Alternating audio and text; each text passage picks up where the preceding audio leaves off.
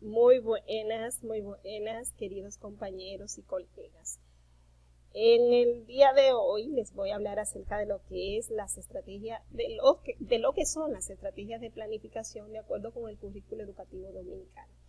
Vamos a hablar lo que son las estrategias de planificación en cuanto a las articulaciones de las áreas curriculares, es decir, en cuanto a unir todas las áreas curriculares para implementar algunas actividades de enseñanza-aprendizaje y, por supuesto, de evaluación.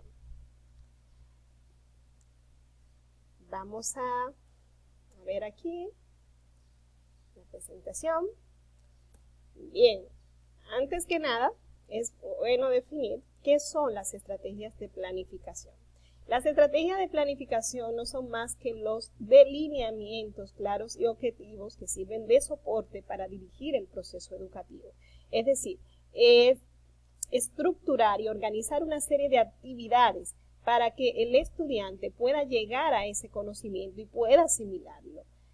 Estas son las estrategias de planificación. Estas estrategias son planteadas en el currículo educativo para favorecer la articulación de las áreas del conocimiento. Las áreas del conocimiento, las áreas curriculares, como son las distintas especialidades del nivel secundario, como son ciencias sociales, ciencias naturales, lengua española, matemática, educación artística, educación física, etc. Es decir, cómo se planea estructurar una serie de actividades articulando todas esas áreas curriculares. Las estrategias de planificación deben de seguir unos lineamientos y unos criterios establecidos que son tanto filosóficos como social y político, que están dentro de la filosofía educativa. Vamos a ver aquí. Acá. Bien. El proceso educativo tiene una serie de elementos que le dan soporte y dirección.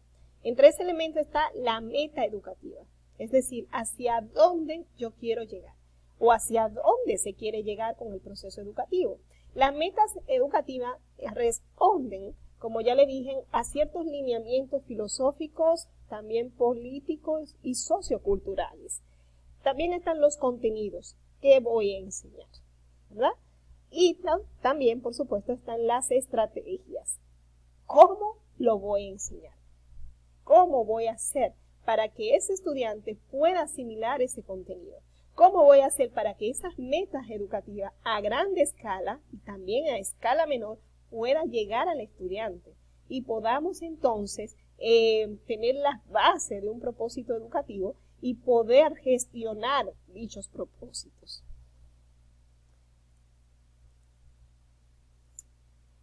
Las estrategias de planificación para la articulación de las áreas curriculares.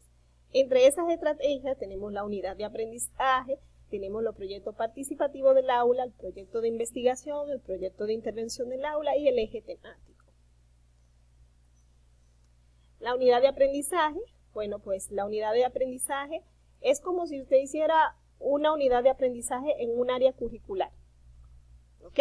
Pero en esta ocasión se van a articular más áreas curriculares, es decir, vamos a hacer una unidad de aprendizaje con esto de la contaminación ambiental o el calentamiento global y vamos a integrar otras áreas del saber dentro de esa unidad de aprendizaje.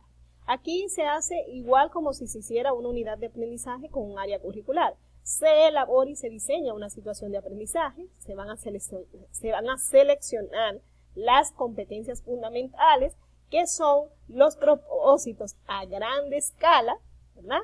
También se identifican las áreas curriculares que se van a integrar, se hacen las competencias específicas, o sea, se elaboran y se seleccionan las competencias específicas, los contenidos y los indicadores de logro, de lo que los estudiantes van a lograr o se quiere que el estudiante logre en esa estrategia de aprendizaje. Bien, también se diseñan las actividades que se van a realizar en la unidad de aprendizaje, se identifican y se seleccionan los recursos que también se van a utilizar y por supuesto se va a definir el tiempo de duración. También están los proyectos de investigación. Esto es con mayor envergadura que lo que es la unidad de aprendizaje. Es mucho más formal. Aquí se identifica y se diseña también una situación de aprendizaje, porque la situación de aprendizaje crea un problema que puede ser real o imaginario, pero que puede afectar a la comunidad educativa y más a los estudiantes, porque ellos son los protagonistas, ¿verdad? Los actores principales de este proceso. De igual manera se seleccionan las competencias fundamentales y específicas, se formulan las preguntas de hipótesis como cualquier investigación, se diseñan las actividades, se identifican los recursos, también se hace una justificación del proyecto de investigación, por qué se va a hacer este proyecto, y se diseñan las actividades de cierre, es decir, donde se hace la evidencia de lo que el estudiante trabajó. Se puede hacer una exposición, ya sea una exposición de manera oral, de manera escrita o un mural. También se pueden hacer algunas dramatizaciones, etcétera. Es decir, esto es para que el público, ¿verdad?, pueda ver las evidencias de esa investigación. Esto se hace en la actividad de cierre. Bien, el proyecto participativo del aula. Aquí se va a diagnosticar un problema que sea real, efectivamente, y que de verdad afecte a la comunidad educativa, pero sobre todo a los estudiantes, como yo le dije, que son los protagonistas de este proceso. Se van a seleccionar y se formula el problema a investigar, se va a nombrar el proyecto participativo en el aula, se le pone un nombre a ese proyecto. Esto ha de estar redactado en una clave propositiva, es decir, la transformación de la contaminación ambiental dentro de cierta comunidad, se podría decir así. También se va a justificar la importancia, ¿verdad?, la importancia de esta investigación, se van a formular los propósitos, se van a incluir las competencias fundamentales y específicas, etc.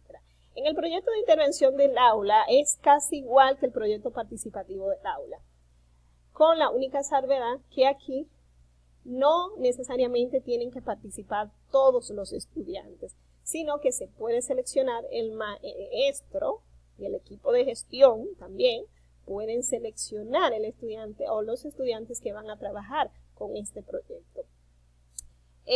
También de igual manera se van a definir las actividades de cierres y los indicadores con que serán evaluados los estudiantes.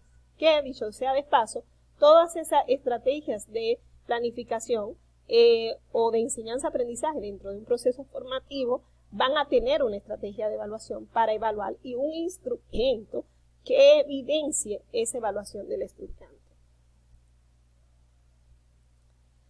Bien, tenemos también el eje temático.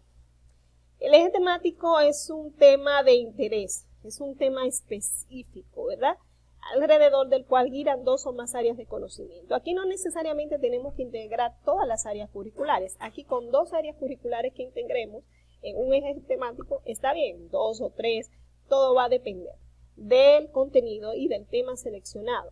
En esto es importante que sea más de un área curricular, obviamente, porque es una estrategia de planificación de articulación de las áreas.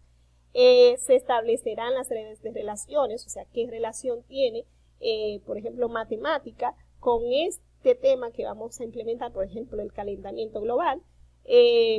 Bueno, podemos poner una relación de que en matemática podemos dar estadísticas y datos numéricos acerca del calentamiento global, de los efectos que se están produciendo, del porcentaje de contaminación que hay, etc. Esta debe ser interesante y accesible para los estudiantes. El tema debe ser atractivo y sobre todo desafiante. Debe ser motivador para quien lo enseña. Es decir, el profesor debe ser un líder real en este tipo de estrategia, porque debe estar motivado y motivar a sus estudiantes en esta estrategia de planificación. Y debe tener las conexiones en el contexto y también en los recursos que se van a utilizar. Bien, la articulación de las áreas curriculares debe ser significativa, debe tener un propósito, debe ser dentro de un contexto real, O sea, no debe ser teórico, ni debe ser porque sí, debe ser auténtica. El profesor, el docente, debe de guiar a sus estudiantes a poder producir nuevos conocimientos en vez de reproducirlo. Debe ser equilibrada en cuanto a la duración, al tiempo, debe ser continua y progresiva. El estudiante debe estar constantemente produciendo conocimiento, debe también ser retroalimentativa, ¿verdad? Esa es la esencia de la articulación de las áreas curriculares. Bien, y hasta aquí. Muchísimas gracias por su atención y ya será en otra próxima ocasión donde podría explicarle acerca de otros elementos de lo que es la planificación dentro del currículo educativo dominicano. Muchísimas gracias. Hasta pronto.